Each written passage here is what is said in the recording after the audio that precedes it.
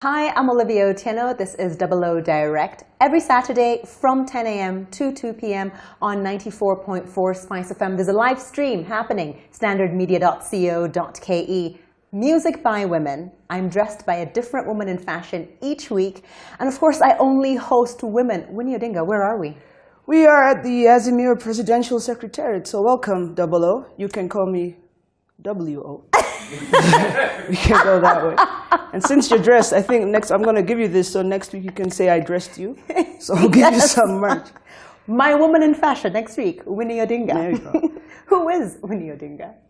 WINNIE Odinga is so many things. I don't know how anybody would describe themselves. I'm a daughter, I'm an aunt, I'm a friend of... Nieces or nephews? Both. I have 5. Oh, all right. 2 girls, 3 boys. Uh-huh. I say it like they're mine, but they are mine anyway. You know, in Luo, there's no word for auntie on the mother's side, so it's mama still. Yeah, I'm an African woman trying to make space in this big bad world. Moving back 15, 20 years, growing up dynasty. I mean, because people have known of you or your family forever. How was that like? Growing up dynasty. Growing up dynasty. New series coming up, KTN. It should be a reality show. I'll give you some other politicians' kids, and we can do a reality show on Growing Up Dynasty. I think it's certainly a lot of pressure, and it's difficult being under certain scrutiny. Yeah. At least I can say for my sister and I, my sister is more of an outgoing person, so she's more comfortable, whereas I'm much more shy. I don't like to be seen so much. I like to do my own thing. You are standing on top of a car, and you're telling me you're shy. I'm trying to correlate the two. Like that just happened. It just happened. Like that's me. I just sort of do my own thing. I do what I want, when I want, how I want. I don't like to be policed.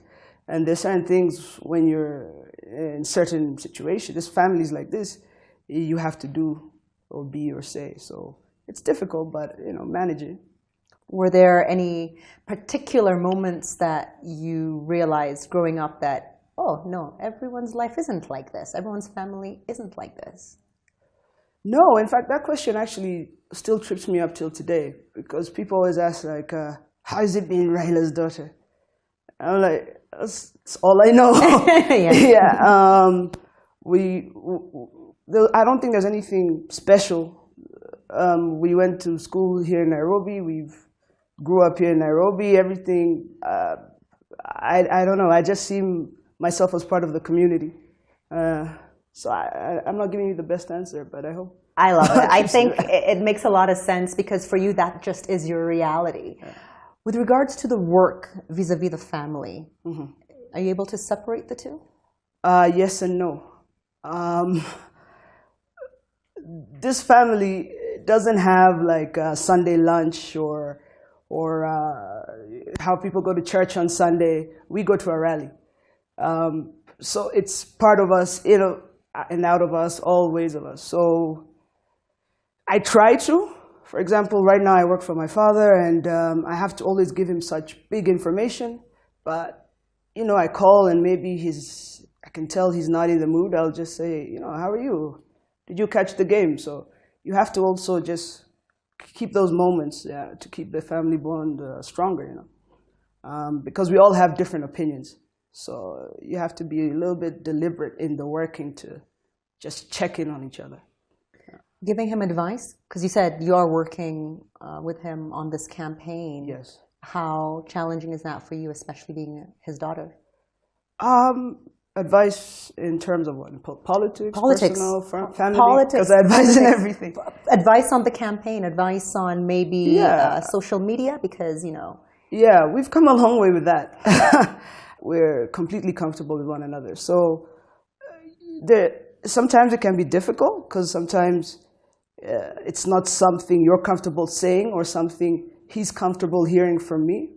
But then I have a responsibility to all the people that I represent, all the young people who expect me to do certain things and achieve certain things, to make sure the message is passed. And He may listen, he may not. He may listen and wait with other people. But at the end of the day, the boss is still the boss. Yeah, he's the expert. So what he decides at the end of the day is how we go.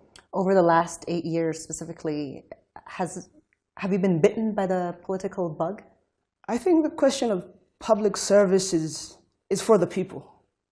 If they want me to, if there's a requirement, if there's a need, if there's any sort of thing like that, it's for the people to tell you.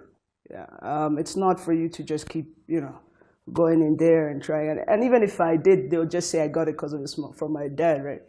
There's nothing wrong with that. No, honestly. No, if you're qualified, if you have the passion, if you want to serve, why not? Yeah, but you see, politics is different areas. Right now, I'm sitting here in the Secretariat. I run it from here. And I really like the strategy. I like the background. I like this stuff. I like developing new methods. I don't like so much every day on the rally repetitiveness. I like trying different things. So in that sense, yes, I have a company right now that helps with, it's branching into political consultancy on the continent. So I would love to do more of that. But my priority right now is August 9th and getting one person into that house. Respect the status quo or challenge everything? Where do you lie? I think I lie right in the middle. I respect them because if you don't, they fight back. And if you challenge them, they fight back. So I come up with ways to get around them. Yeah. And status quo is a status quo. And that means in this country, it's inefficient. But they're vicious about anything threatening that inefficiency. Because in that space, they're doing a whole lot of other things. So for me, it's just, what's the goal? How do I achieve it? If it means I need to respect it, that's fine. And other things like that. Friendships, relationships, inner circle. Of course, we talked about the new upcoming reality show called Growing Up Dynasty. Yeah. And of course, you are a public figure the fact that you are in a family where your father's running for president. How do you meet people and form genuine friendships? I think that's always been a challenge, not just even now. Because of the word you've used, genuine. You find that children of politicians, and they also say children of drug dealers, they don't trust people. Yeah, they've become so skeptical because there's a lot of betrayal, there's a lot of going back and forth Caution. and different things. So, they're very skeptical of people. So you become cautious in how you deal with people. I think I've got a good circle of friends. I meet a lot of people every day by nature of work and things like that. Like now you're my friend. We're friends. I hope you're my friend. You heard it. And yeah, you just go with the flow. Yeah? But just keep your circle tight and don't give too much to those that don't need to have it. Horse or donkey? What is it? Am I writing? Am I writing it?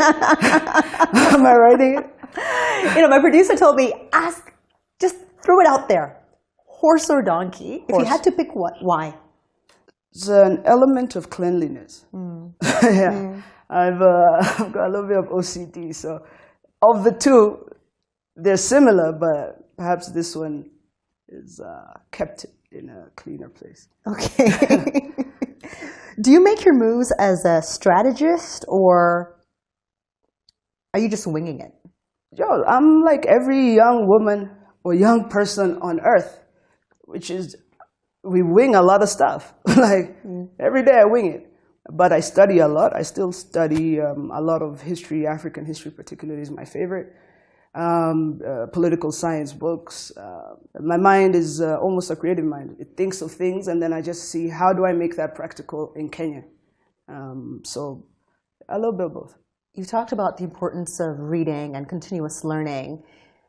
In light of recent events and higher education with regards to university degrees in particular being a hot topic of discussion, how much emphasis should young people, the ones you advocate for, the ones you want to communicate to, how much importance should they put on a university degree? I think we've all been treated to the importance of a degree in Kenya now if you want to enter politics. I think it depends on what you want to do. If you want to be an elected leader, yes, you may not have had the opportunity in the past because of circumstance, funds, things like that. But I think it's important for you to have a degree to be an elected leader, because it's not just about popularism. You have to balance budgets. You're talking of governors balancing billions, how to spend it. You need somebody who's educated to do that. And that's really not good enough with a high school level degree. But if you're self-taught, which is what a lot of people do, I was a photographer for a short time. I taught myself Photoshop, how to take photos, all online. If you're a creative, if you're whatever it is, and you're able to be successful and find your own way, I don't think we have to put emphasis on the degree so much. You know, there's different ways of learning things. There's a school of hard knocks. School of Hard Knocks, we all know about it. And there's several things that you can do without a university degree. How do you re-energize? Because right now it's go, go, go for you. I'm what do you call those people who need introvert. Space? I'm an introvert by nature. So I need to take some time alone in the day to just be by myself. I watch TV or I listen to podcasts. What series are you watching, be honest? 90 Day Fiancé. That's what I'm watching right now. That is the perfect Zen show. Yeah. Yeah, but I love comedy shows, some thrillers, things like that. But every day I have to watch a comedy. My favorite is The Office. Oh yeah, So US, UK. US.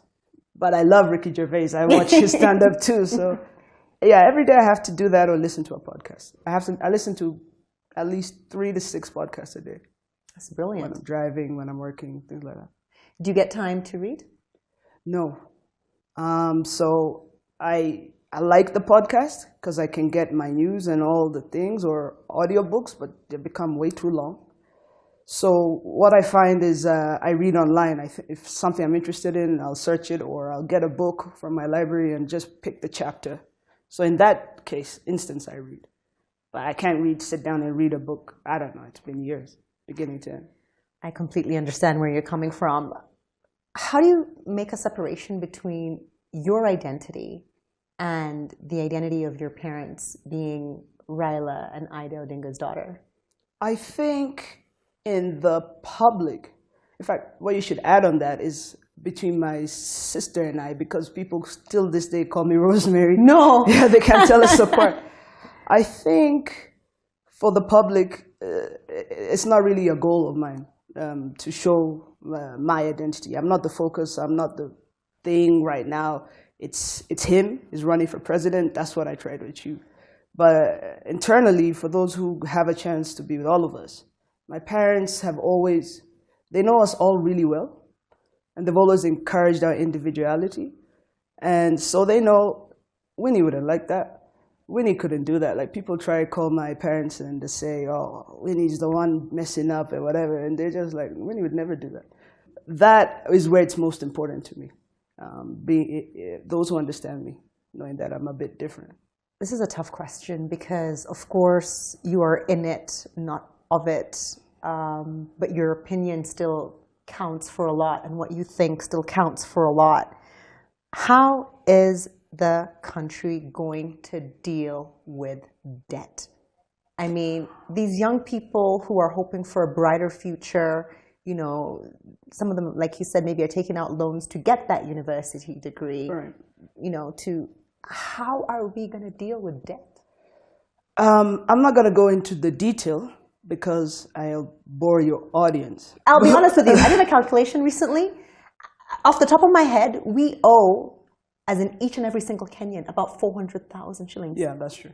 Each Kenyan. Yeah. How are we going to work that off? So there are a few things I can touch on. First is debt restructuring. So whenever a new government comes into power, there's certain leeway foreign governments give them. There's certain leeway that it would give a new government as opposed to a sitting government, an incumbency, because they're perhaps hoping for a different management style. The other one is to get people back to work. We have to get people back to work, and that can only be done by expanding the opportunities for work. So if it's industrialization, or if it's we're a nation that produces agriculture. So all we do is export raw materials. So developing that to be able to export something in that whole chain is what will get people back to work, is what will help us have more money to be able to develop. So there's that and a few other things. In some areas, we still have negative perceptions about women working and being able to overcome that cultural barrier. So our labor force is larger, is what we need to do in order for us to each have some more money in this country. But like the president said, we lose $2 billion a day to corruption. So $2 billion a day. If we're able to get our act together and sort that out, I'm sure we can get the money to pay back some of the debt that we owe. In addition to debt, how is police brutality going to be tackled? For me, police brutality is something we've all suffered. And it's something, especially my family, has dealt with to the depths of it. And it's something very close to us. And so police reform has to change. There were certain things that were expected to change with the new constitution and have not been implemented. But transforming the police service into a service and not a force. And that starts with the condition of the police. If you have police in certain housing, where it's a curtain separating my family and your family, you're not giving them enough salary, you're not doing, it affects their mental health, it affects how they interact. And that's why we have so many cases of police killing people, police arresting people, beating, killing each other, killing lovers, and so on. But from a societal point of view, there is also a lot of crime just within society. One thing to do is that in Kenya, our police are housed in barracks. If you go to other countries, police live amongst the community. They're part of your community. So for them to come and shoot and kill you, it would be very difficult. We know where you grew up, you're from here. But in Kenya, we have this crisscrossing, and they're taken away. Yeah? That's a military formula. Yes. And that's part of the reason for police brutality. So if it's military formula, then they're at war. And who are they at war with? The citizenry. So we have to change that. Another thing, which I've personally I think I even put it in the manifesto, is ways for people to report crime. And one of the things we're going to do is digital policing. So be it an app or short code, whatever it is, especially violence against women and children. So you go to a police station now, you're met with the angriest face. So stations have to be equipped with social workers, community workers. Each station must have its own center for that. When you're able to report, because the society makes people feel ashamed to report certain things, you're able to report crime anonymously. And there should be an immediate response from the closest police unit to come and assist you.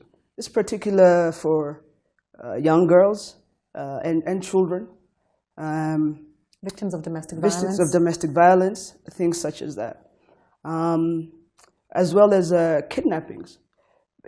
We have to really strengthen the culture, because you see every day there's so much kidnapping of young children. Whereas if the community was aware, we have the ability to send Amber Alerts on the phone.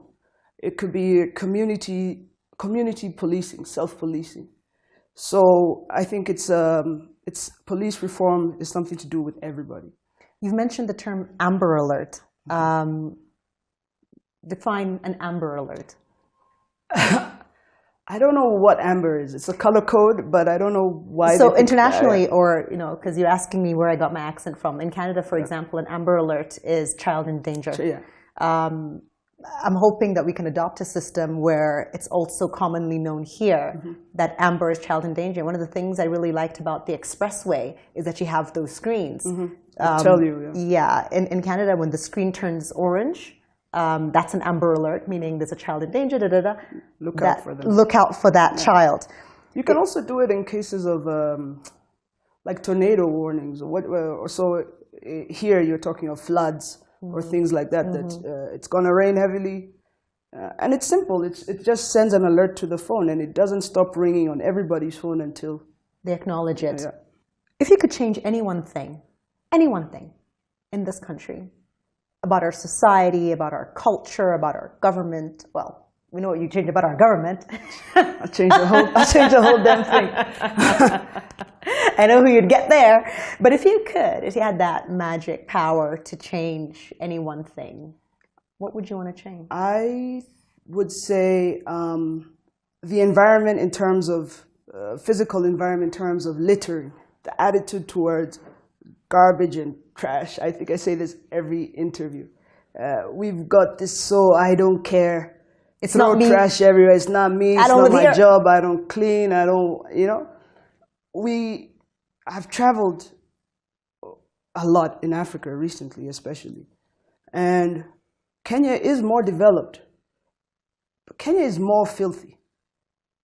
It's more dirty. We don't take care. We don't take care of our environment. If there's one thing I'd like to do is change the attitude towards that.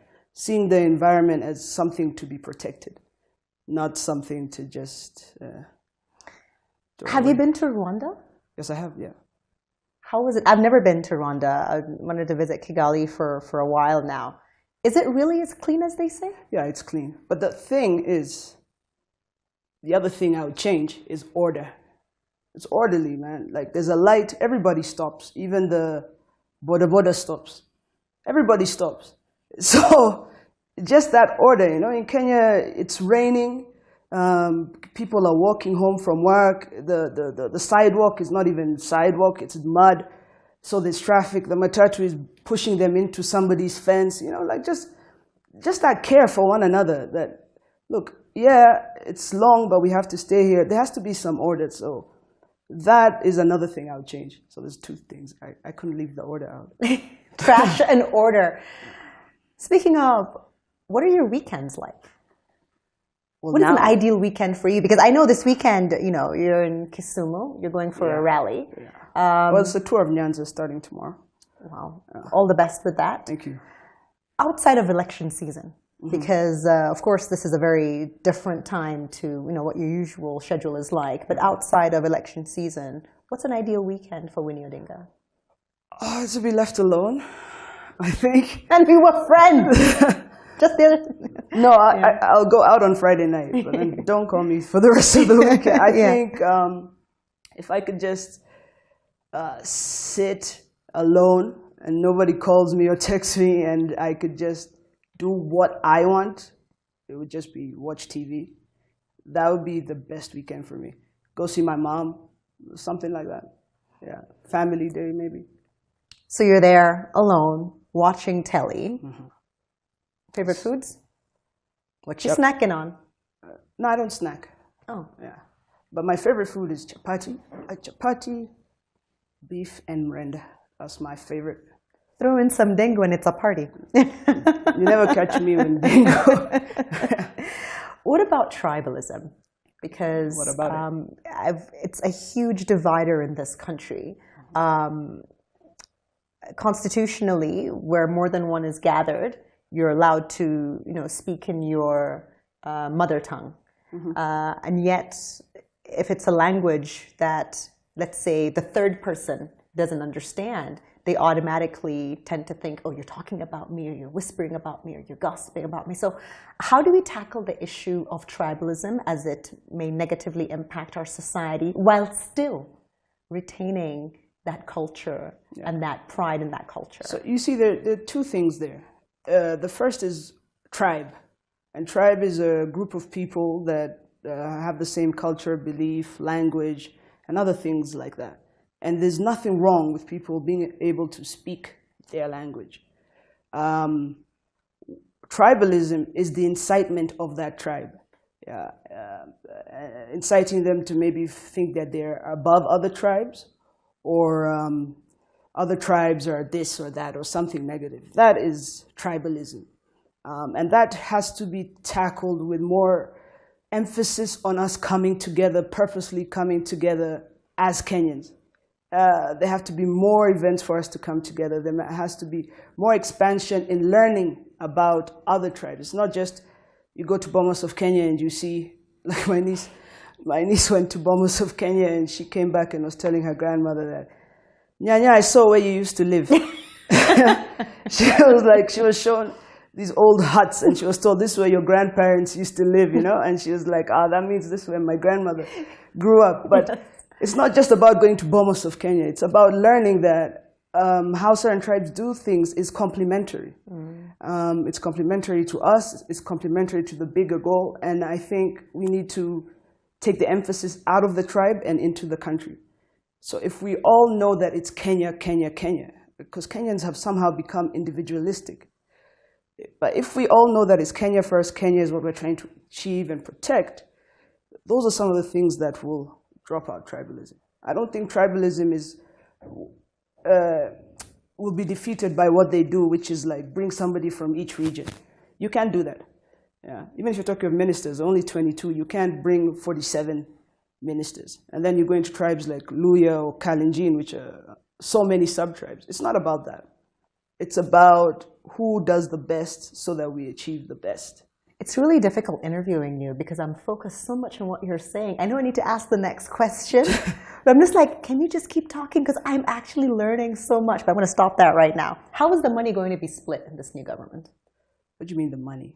Well, how is the government money going to be split? Because if you're looking at the allocation, especially with regards to the counties, what's the plan with regards to the Azimio government? I'm asking you as a member of the Secretariat. Well, the plan is to increase what each county gets.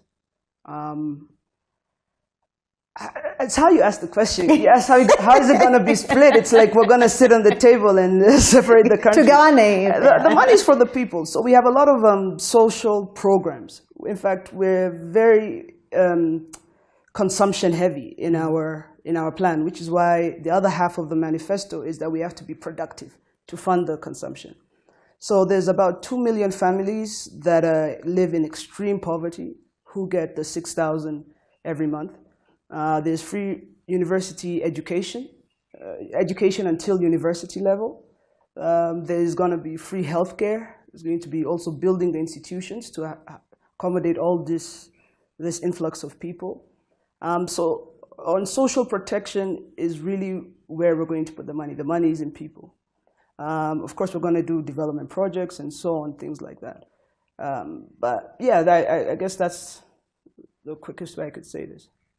If someone is undecided and they're thinking, why Azimio La Umoja? Why Rylo Jenga for president with running mate Martha Karua? You as Winnie Odinga, what would you tell that person? Oh, I don't know how I'm going to answer this one. Imagine you were the one sitting there. You're the one deciding on swaying this individual or this group of people, their vote, and they're like... I understand, but because I'm the political strategist, I think from so far back. I think, why not? Why have you not decided yet? And those reasons, I'll have the sub-reasons for it. That's how the world is. You see, now with social media, everybody has their page, profiles, and they follow what they like. So that's why this manifesto, we switched it. Instead of it just being, we're going to do healthcare, blah, blah, blah, blah, it's how is it impactful to you? If you are a creative, if you are a sportsman, if you are boda, how is it impactful to your life and not just the overall things? So it would be how to tackle it that way. Out of politics, out of the Secretariat, out of your family name. Great. Great. You've already talked about the fact that your ideal weekend is chill, home, maybe with some family, putting your feet up, watching television. That's right. Right? What else makes you happy? That's a good question, man. What makes people happy? What makes you happy? No, what makes you happy? What makes me happy? I don't know, if you sort of forget your wants and needs in a process like this. I'll answer you at the end of the thing. I gotta think about Bubble baths. Please. Don't bring me flowers. Bring me bubble bath. Bath salts. But I digress. Oh, I hate baths. Not for her. Don't bring me that. Or me. So moving into music, because SpiceFM is your 80s, 90s, noughties station, and we are audiovisual. We play hits that bring back memories. Okay. Do you have a favorite genre of music? Yeah, hip hop. I'm a big hip hop head, and Afrobeat. That's what I listen to primarily. But I listen to a lot of music. I love music. Makes me happy. Music makes me really, really happy. So I like music, yeah. You're an introvert. Concerts? If my friends force me to, or if my niece wants to go to one, I have to take her, but I'd prefer not to. Locally, internationally, tell me which ones you've attended, if any. Many.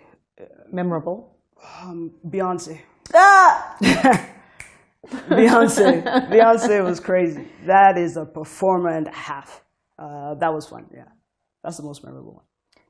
What can we do to develop our entertainment industry? Because if we look regionally, some would say we're lagging behind with regards to commercial viability for our artists, right? If you look at Tanzania, even if you look at Uganda, you look at Nigeria, what do you think we can do to develop our industry? First, on a very primary level, we need to clear up this thing of the double licensing, the taxation, how artists get remittances, how easy it is to buy a song and it goes directly to the artist. We need to clear that up. You have, 3 different bodies claiming to own copyright, and that needs to be cleared up. And I think it's been done that way intentionally so that artists don't get their act together, so to speak. As far as consumption, I feel that Kenyans listen to Kenyan music because nowhere else are they really listening to Kenyan music. Kenyan music is very in tune with our culture. So there's that push that we don't support local artists, but I don't believe that's true. Everywhere I go, you will hear majority of songs will be Kenyan songs. And then giving artists opportunity to develop their craft. If you're doing a community center, you see how I spoke to you about the hospitals having, each hospital should have a mental health unit and a rehabilitation. Each police station should have a GBV and protected people's desk. Each ward should have a community center that's equipped with enough equipment for artists to make songs, produce songs, or if they're painting or whatever, all forms of creatives to develop their skills. There should be classes and courses where they can go and learn more if they're trying to perfect their skills even better.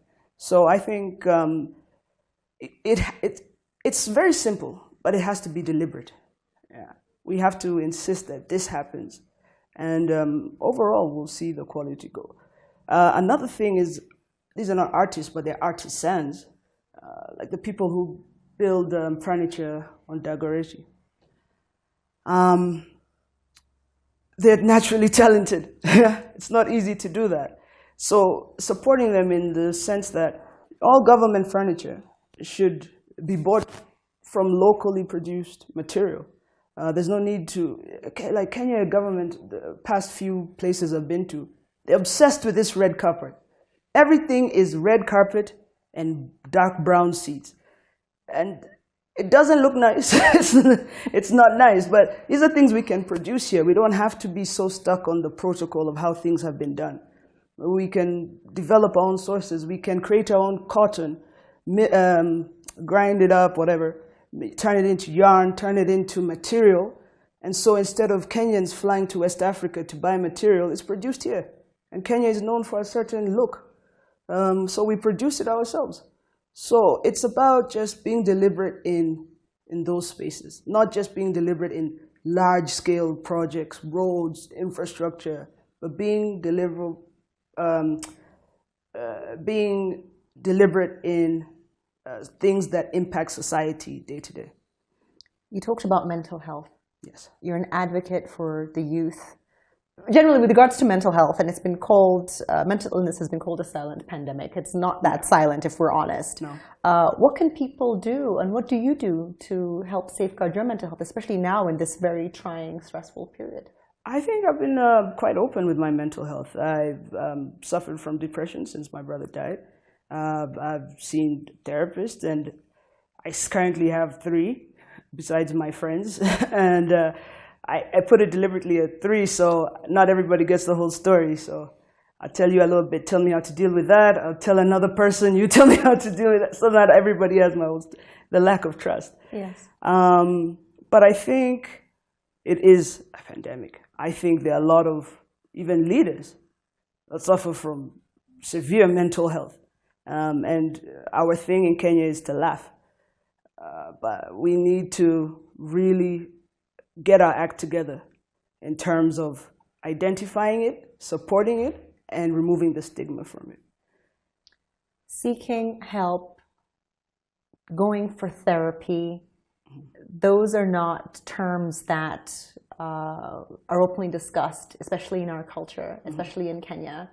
What can we do to try and, end the stigma related to that? I think it's just more people discussing it.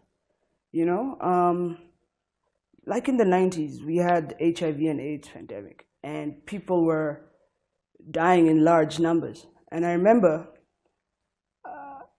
there were 2 major areas, it was starting in the coast and in Nyanza. And if you look, the HIV spread along the route that truck drivers used. But the border point is when they would spend the most time. But now the coast numbers have dropped, while the Nyanza numbers are still the highest in the country. So what you have is, why that happened is, in the coast, when they would die, the person officiating the ceremony would say, this guy died because of ukimwi. This is what it was. While in Nyanza, it's just he was sick. It was because of that. They're still they're not comfortable speaking about it. But you see the impact of what speaking about it does on whole societies. So this is something that we just need to be more comfortable speaking about, talking about it more, and also providing the avenues. Because I've found young people are open to it, but they don't know where to go. Or perhaps they don't want to go. So one of the things during the pandemic that came up was apps, online therapy sessions. And I think something like that should be developed, where if you're afraid to walk into, and it's not a mental health institution, because you're talking of counseling, then you should be able to still have it how you want it, how you need it. I think that would be talk about it. Don't be afraid of it. Recently, we learned of the wedding of the first daughter. Okay. And everyone would like to know, do you have a type? I got a type. Tall and dark. Tall and dark. You have to be taller than me. I'm 5'10". Yes. You have to be dark and slim. Tall, dark, slim. University degree? Optional. Hell no. Hell no. I have to give my mother something. He has to come with a degree. So we know who's out. No, but seriously speaking, what do you look for with regards to relationships? Trust, the ability to communicate, have discussions, and sort of a platform where I can bounce off all the work that I do, all the ideas I come up with. I need to check with somebody, is that a good idea, or are people saying yes to be saying yes? So, your ideal romantic night out. Because a lot of people will say, okay, you want to watch telly, you want to sit at home. You've had a very exhausting week. You have a lot going on. I'd rather stay in. You'd rather stay in. Yeah, I'd rather stay in. Okay. Yeah. You've mentioned a lot about how important. Or travel. I like to travel. Travel. Yeah. So tell me, where would you go? It doesn't matter. I go anywhere. I like to see new things, new people, new places.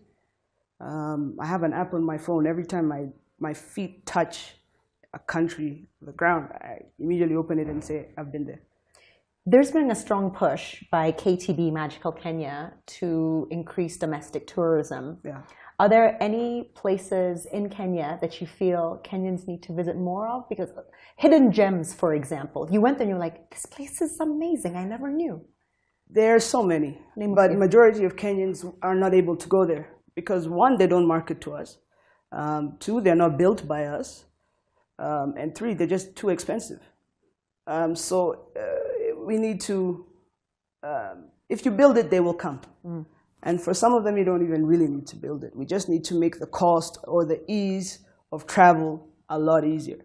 But if you tell me about KTB, I'll tell you how many ways I would change it, because I think they're doing a great disservice to the country, a country with all that we have. And losing to Tanzania, I think they just really need to be reformed. Very good point. Let me ask, gender-based violence and generally the sexual and reproductive health situation in the country. What do you have to say on those 2 points? I condemn them. I condemn them. I mean, there are two massive issues. My mother has always been at the forefront of fighting against them. Gender-based violence is something that is out of hand. It's just, I feel we made gains in the 90s, and somewhere we've regressed. If you remember a few months ago, the young lady from Zimbabwe who was driving and was attacked, you know, I mentor a lot of young women, thousands, and many of them have been impregnated when they were younger, some as young as primary school, by people they trust, such as teachers and so on. And again, it's like the mental health. We need to talk about it because the young woman has become prey. The young woman is not protected. The young woman is not seen as a human being of equal value as the young man. And that has reached stages in this country where there's complete lack of respect. And that is something that really just has to be tackled and has to be spoken to by the highest level of this country. You talked about some progress being made in the 90s, and then we seem to have regressed. Is there a moral fabric or a societal degradation that you feel occurred? I think it's because of politics. I think, and also social media. We gave every idiot in the village the ability to talk to the whole world. But I think it's because of politics, because politics and political language degraded. Politics is like war, so there are rules of war. Leave women and children out of it.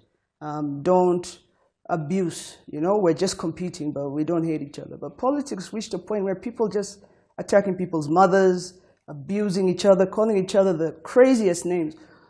And because they're the leaders, they're the celebrities, people look up to them and start to believe that's how we should talk.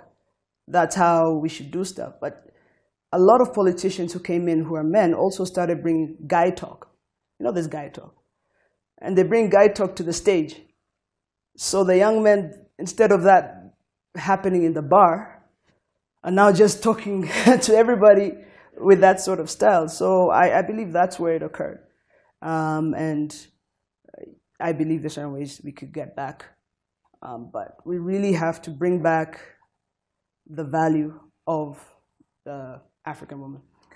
Wade versus Roe. Recently, there was an overturn in the U.S. of abortion rights. Yeah, that's right. Where do you stand on that? I stand on individual freedom and the right to choose what you want to do with your human body. I do not believe in the right for anybody else to choose for you, especially when you're an adult. And so for me on that issue, that's where I stand. And not just that issue, on all issues. I stand on you have the right to choose what's best for you. Parting words?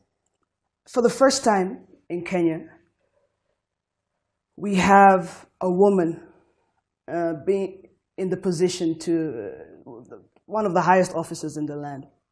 And I think as Kenyan women, they say you're just voting for her because she's a woman, and yes, exactly that. I think we need to see what the impact of that can be, and us supporting her can be on us when we talk of how women are treated, how they're respected, how the violence against them, and returning our society back to where it was. We need to see how impactful this can be for us if we get our act together and put in our vote for this ticket.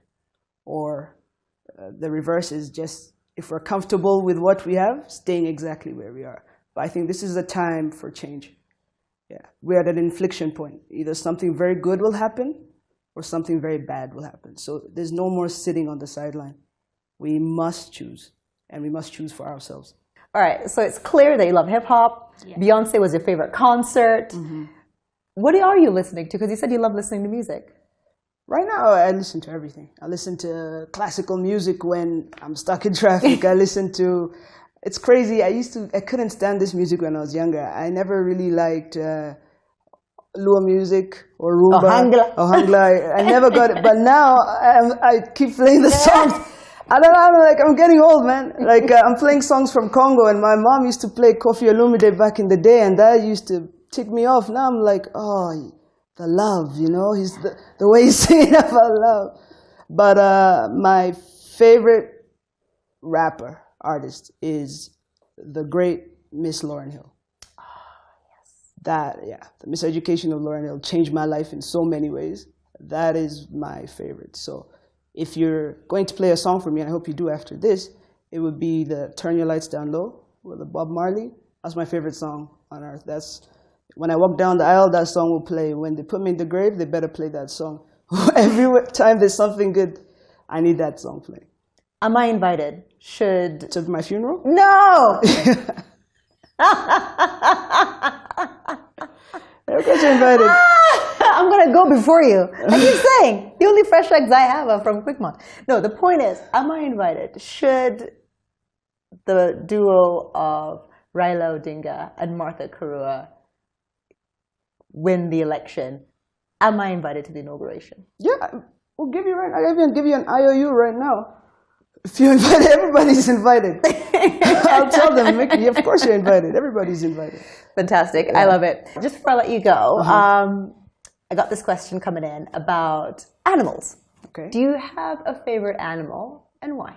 I would have to say my favorite animal is the lion, the male lion, because the Odinga family sigil is a lion. So even if you go to my grandfather's house in Bondo, you'll find lions all over the place. My brother's son is called Lion. It's not called Simba or anything else. It's called Lion. I was wondering. And so the Odingas are lions. I think you even saw Fort Kenya, when Jaramogi made it, the symbol was a lion. And I can't be caught anywhere saying anything else is my favorite animal. That is my favorite animal. I feel that's what we embody. We have to respect the loyalty. Thank you so much. It's been a pleasure. Enjoy the rest of your weekend, and good luck in Kisumu. Thank you so much. Have a good weekend.